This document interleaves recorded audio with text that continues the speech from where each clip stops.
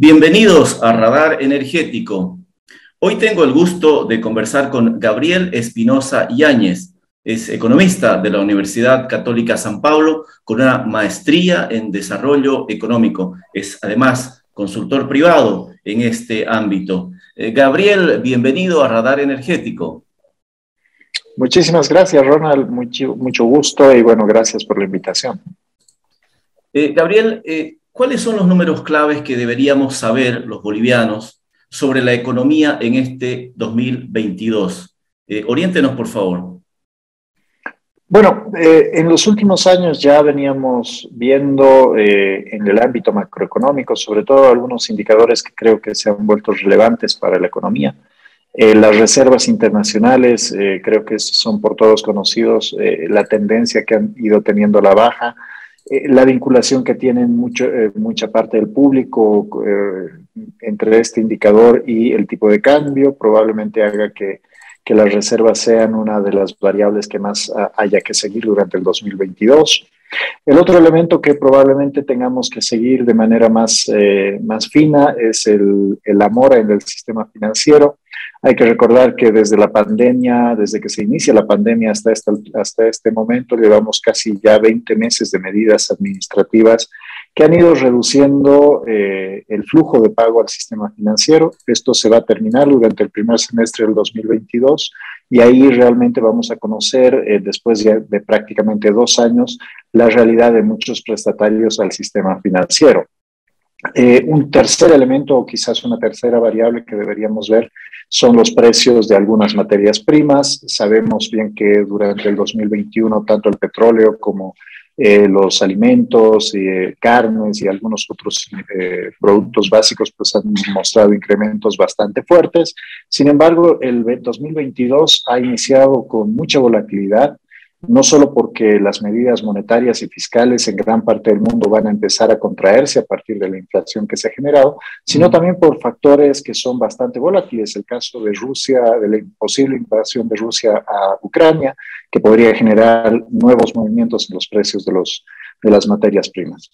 En el ámbito micro, y me apuro con esto, bueno, la inflación ha estado sumamente baja, los motivos son muy diferentes a los que ha expuesto el gobierno, pero probablemente habría que mirar los precios de manera más desagregada. Algunos precios como los alimentos, la ropa, lácteos y demás han estado cayendo de manera sostenida. Otros precios como insumos, materias primas para la producción, línea negra, línea blanca, pues han empezado a incrementarse fuertemente. Eso va a tener un impacto durante el 2022. ¿Qué es lo que más le preocupa de todo esto, Gabriel? Mira, a mí lo que me preocupa seriamente, y ya lo habíamos dicho durante el 2021, tiene que ver con que el contexto ha cambiado de una manera dramática después de la pandemia. Si bien ya veníamos viendo que todo el esquema de precios internacionales de las materias primas, los flujos de financiamiento, el comportamiento de los consumidores en Bolivia, las variables financieras y demás ya estaban enfrentando los límites que estábamos señalando desde el 2014 por lo menos, y eso se reflejaba al final del día en una menor tasa de crecimiento a pesar de mayor inversión pública, a pesar de más gasto público, a pesar de más fomento al financiamiento. Pues durante la pandemia todo esto ha cambiado de una manera mucho más fuerte. El mercado laboral hoy día es muy diferente al que teníamos antes de la pandemia y aún así no parece haber un cambio en el enfoque de la política económica en general, menos todavía de la política fiscal y la política monetaria.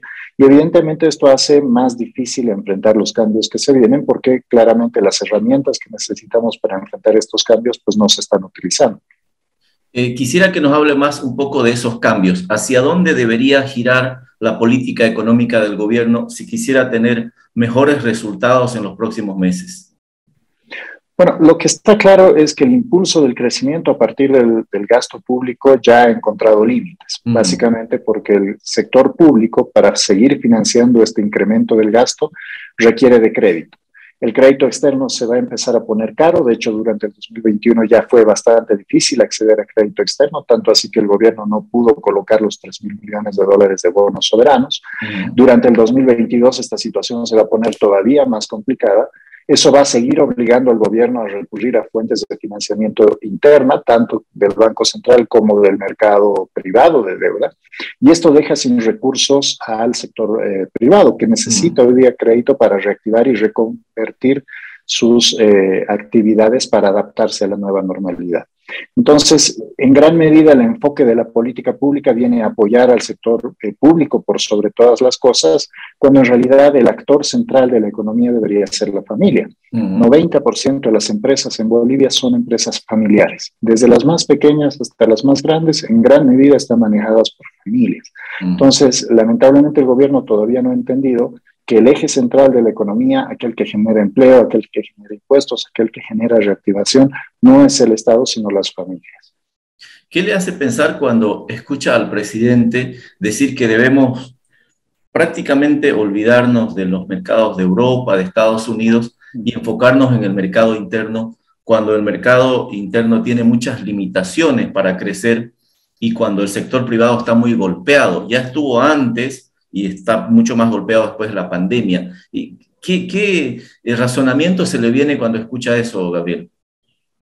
Bueno, no me parecería una mala idea si habría coherencia entre el discurso y las acciones de política económica. Es cierto, gran parte del crecimiento hoy día va a venir, o podría venir, de hecho, de una integración en los mercados, ¿no? O sea, si uno mira lo que sucede, por ejemplo, en Tarija, más de 8 de cada 10 empresas no venden más allá de la ciudad capital, ¿no? No se mueven más allá de la ciudad capital. Lo mismo sucede en Potosí, lo mismo sucede en Cobija o en Trinidad. Si nosotros logramos integrar los mercados internos, podría haber ahí un excelente puntal, si quieres, una base sostenible para un crecimiento bastante acelerado de la economía boliviana. El problema es que para eso tú necesitas esquemas, por ejemplo, de inversión pública que vayan a apuntalar el crecimiento del sector privado, no que vayan a competir con él. Lamentablemente, esta idea de sustitución de exportaciones, de sustitución de importaciones que plantea el gobierno, está básicamente fundamentada en la expansión del aparato estatal en el ámbito empresarial, ¿no? Eso significa mayor financiamiento para el sector público, con menor acceso de crédito al sector privado y al mismo tiempo mayor competencia desleal. El otro elemento tiene que ver con el apoyo efectivo a la industria. Durante el 2021, Sudamérica ha sido la región con los países que, después de Turquía, más han devaluado en el mundo. Esto ha repercutido en los flujos de contrabando que estamos sintiendo en la economía boliviana. Todos hemos visto cómo de pronto hemos visto una inundación de productos en algunos sectores muy marcadas. Esto va a continuar durante el 2022 y si el gobierno no toma medidas claras contra la lucha, contra el contrabando, mejor dicho, pues probablemente la industria nacional, sea pública o sea privada, no vaya a sobrevivir. Entonces, hay una falta de coherencia entre el discurso, que si bien tiene una idea relativamente interesante, que es desarrollar el mercado interno, sigue sin tomar en cuenta al sector privado, que es al final del día el que lo puede llevar adelante de una manera más efectiva. ¿Y usted encontró algunas señales en el discurso del presidente Arce hace pocos días, en el Día del Estado Plurinacional? ¿Qué nos puede decir sobre el aspecto económico apuntado por el presidente en ese discurso? Mira, a mí me ha dejado muy preocupado en cuanto a resultados. El presidente ha mencionado 7 medidas que ha tomado su gobierno. 4 de ellas son prácticamente medidas administrativas con muy poco impacto en la actividad económica. Me refiero, por ejemplo, a la devolución del RCI-VA, que apenas llegó a los 300 millones de bolivianos. Para que se den una idea de las personas, el presupuesto general del Estado habla de 295 mil millones de bolivianos. Es decir, esta devolución no llega ni siquiera al 0,1% de lo que gasta el Estado. Hablaba de los esquemas de subastas electrónicas para las compras públicas. De nuevo, esto tiene muy poco impacto en la reactivación económica. Facilita, si quieren, los trámites, eso está bien, pero tiene muy, muy poco impacto en la reactivación económica. Hablaba de otras 3 medidas que tuvieron que ver con inyección de recursos, las AFPs, que llegaron a cerca de 1.000 millones de bolivianos. El total posible de devolución era de cerca de 3.500 millones de bolivianos y de todas maneras, si uno pone en contexto esta cifra, estamos hablando de cerca de 300 millones de dólares Si uno lo pone en comparativa con las remesas que envían las familias desde el exterior a sus parientes en Bolivia, estamos hablando de menos del 25%. Entonces, gran parte de sus medidas han tenido muy, muy poco impacto.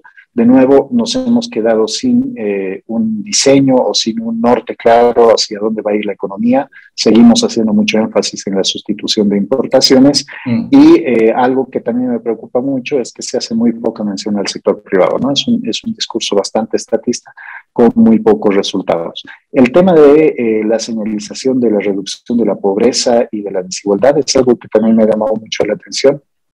Usualmente, después de un periodo tan duro como el que hemos vivido durante el 2020 y 2021, la pobreza no cae tan rápidamente. Habría que ver cuál ha sido la metodología empleada por el INE para medir la pobreza.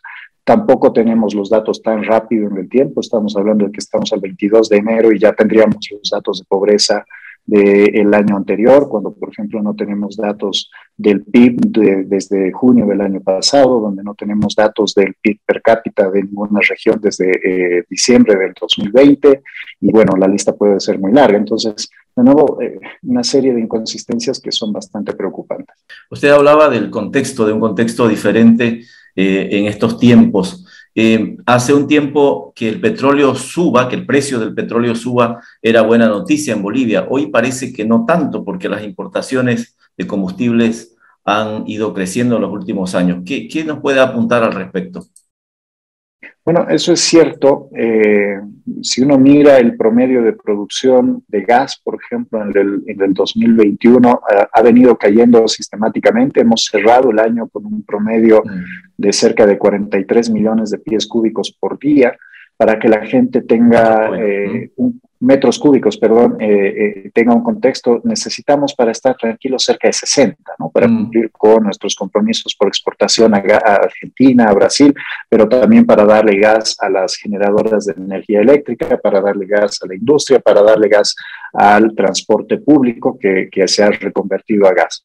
Entonces, la producción ha ido cayendo. Atada a la producción de gas está también la producción de líquidos, sobre todo de gasolina, y en la medida que nosotros vamos perdiendo productividad en estos pozos, pues vamos a necesitar más importación de gasolina, sobre todo, pero también de diésel.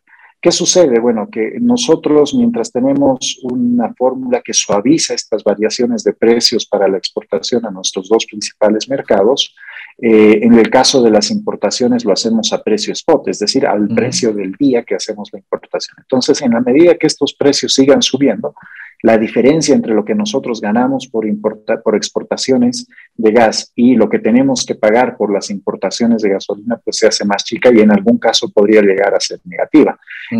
Te hablaba al inicio de esta situación entre Rusia y Ucrania. Hemos visto hoy día, de hecho, un movimiento muy fuerte en las bolsas de valores del mundo entero. Este posible conflicto, que puede ser muy grande, amenaza con incrementar los precios de las materias primas, y aunque esto ayuda por el lado de las exportaciones de algunas materias primas como el agronegocio, muy probablemente tengamos problemas serios para cubrir el subsidio a los hidrocarburos, ¿no? ¿Qué otros aspectos son relevantes para tomar en cuenta este año respecto al contexto externo? Brasil, Argentina, Chile, nuestro vecindario, digamos. ¿Cuáles pueden ser los principales apuntes en ese sentido, Gabriel? Bueno, te decía también hace unos minutos que Sudamérica ha devaluado fuertemente en la región. Lamentablemente, la estadística oficial no refleja los flujos de contrabando y estos flujos comerciales que son bastante más grandes de lo que podemos percibir a través de los datos oficiales. Entonces, el gran problema, por ejemplo, hoy día es que los países vecinos van a seguir devaluando. A esto hay que agregarle que los capitales están buscando regiones mucho más seguras. Entonces, tanto por el lado de la política monetaria de los países que han tenido que hacer fuertes inyecciones monetarias y están repercutiendo en el valor de sus monedas, como por la salida de capitales de la región, vamos a tener todavía un contexto bastante difícil en los países vecinos que va a repercutir en nuestro mercado, sobre todo a través de canales informales. El contrabando va a seguir profundizándose. A esto hay que agregarle que todavía tenemos dos momentos eleccionarios bastante grandes en la región. Brasil, por ejemplo, esto va a seguir generando todavía más volatilidades y de nuevo esto sigue empujando a la baja. Por ejemplo, la llegada de remesas al país. Una buena parte de las remesas que llegan a Bolivia tienen que ver con Brasil. Y si el mercado no se reactiva de la manera que estamos esperando, pues muy probablemente nuestros recursos, las llegadas de recursos a las familias, que tienen un impacto muy fuerte en la dinámica económica, también sean negativos. Y finalmente, bueno, tiene que ver básicamente con el problema sanitario. Sudamérica es una de las regiones que menor índice de vacunación tiene todavía en el mundo. En economías desarrolladas tenemos porcentajes de que están entre el 70 y 75%. Están todavía un poco por debajo del umbral mínimo para alcanzar la inmunidad de rebaño. En el caso de Sudamérica en general estamos en el orden del 50-55%, que si bien parece bueno, pues estamos muy por detrás de los objetivos a esta altura ya de la pandemia.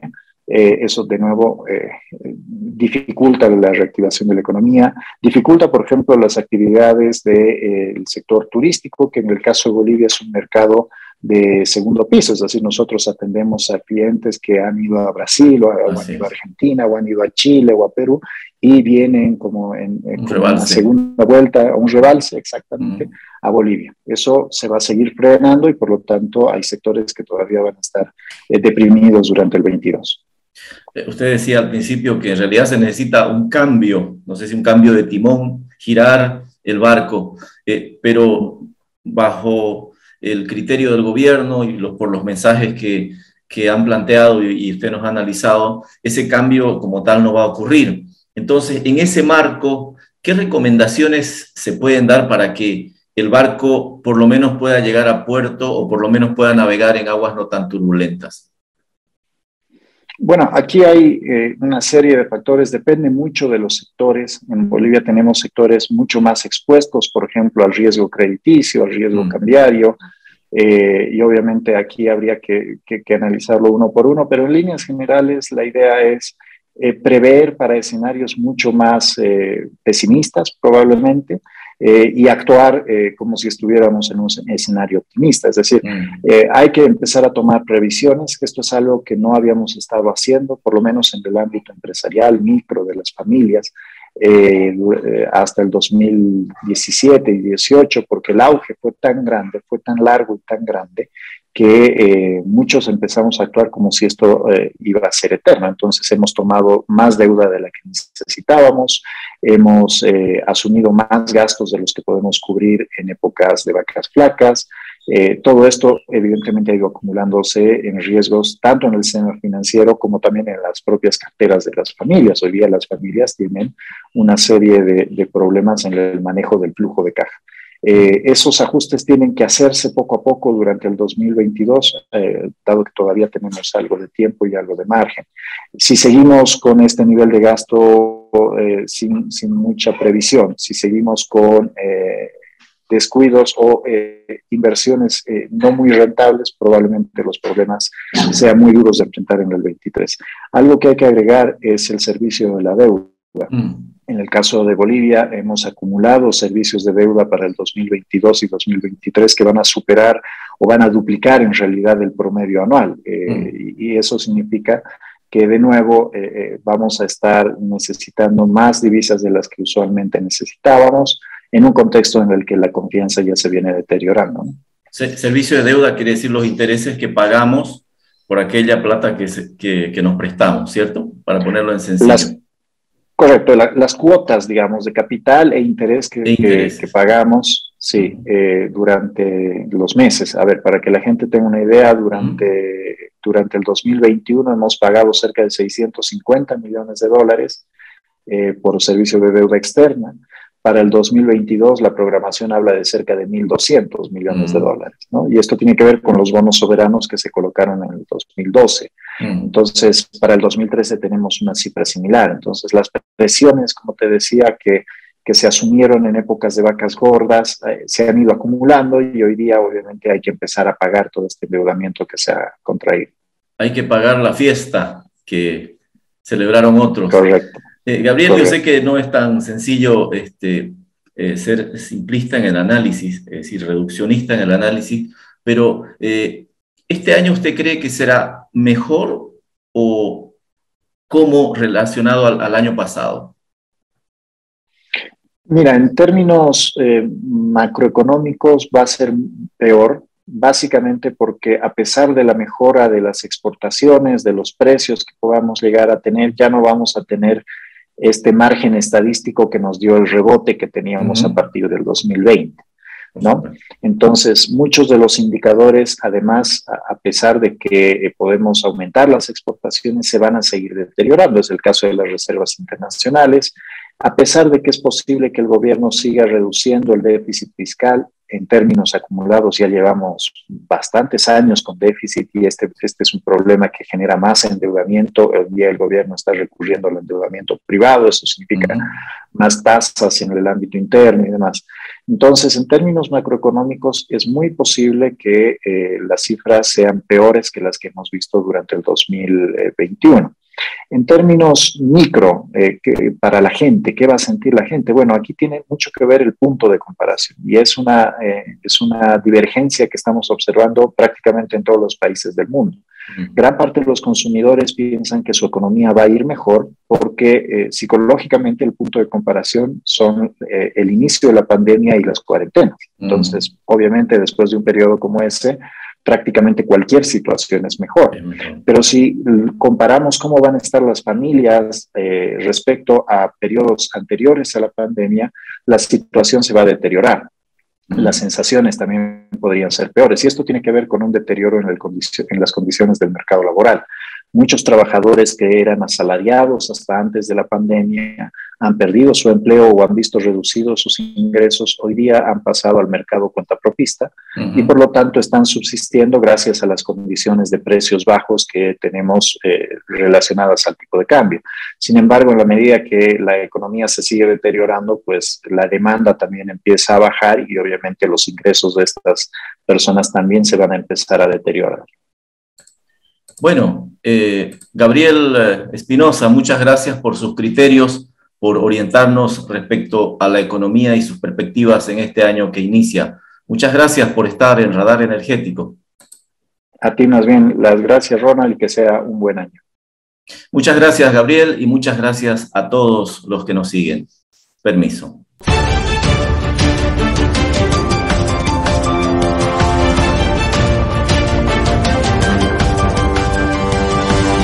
Thank you.